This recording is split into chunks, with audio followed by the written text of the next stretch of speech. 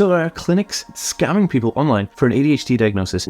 What's going on? Hey guys, welcome back to the Ask Me World. My name is Dan, I have autism and ADHD, and I make videos like this every single week. So if you don't want to miss out and you want to learn more, make sure to hit the subscribe button by hitting the notification bell on YouTube and following this page. So I came across this article in the BBC. The BBC basically had sent an undercover journalist who wanted to get an autism diagnosis. So they went through the NHS, which is our national health service here in the UK. Now the NHS, it has a long waiting list typically for autism and ADHD. So I think it's about 2.5 years to get a diagnosis on the NHS because it's nationalised. But you can go privately here. And if you went privately to a healthcare clinic, you pay anywhere from like £2,000 to maybe £3,000.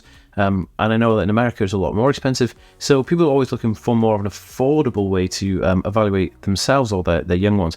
Now, this reporter wanted to see if the offerings of certain private clinics online added up to the same evaluation that he would get in a professional clinic, be it private here in the UK or on the NHS here in the UK. So this is what they found out.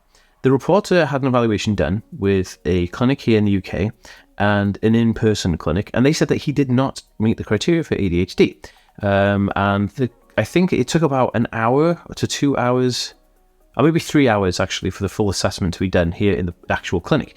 Now, he also went online and found a bunch of different ADHD clinics online. Now, the one that he shows in the article is an American lady, and I'm not entirely sure of the name, but I'll leave the article linked below so you can read into it more. I just wanted to put this information out there because it's very, very important. So he goes on and he does about 45 minutes on Zoom with this woman who looks like she's just laying in bed doing this kind of assessment. I don't know what her clinical background is or how she's able to diagnose this, but basically what she does is she says, yep, he's got ADHD. She asks him a bunch of questions, says he has ADHD, and then tries to sell him medication, which is kind of like, OMG, did that just happen? Now, look, I'm not saying that online clinics are good or bad, but there are some scammers on there.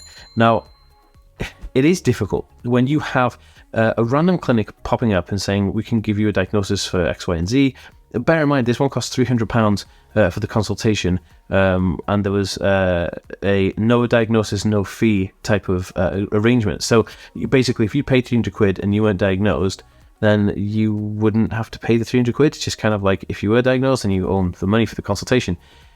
I find that's really odd because, you know, you always have to be safe when you're doing stuff. Now, what's even more scary is that if you're offering medication based on something that potentially is just there to make money, like they just said, oh yeah, you're diagnosed with ADHD, so, pay up.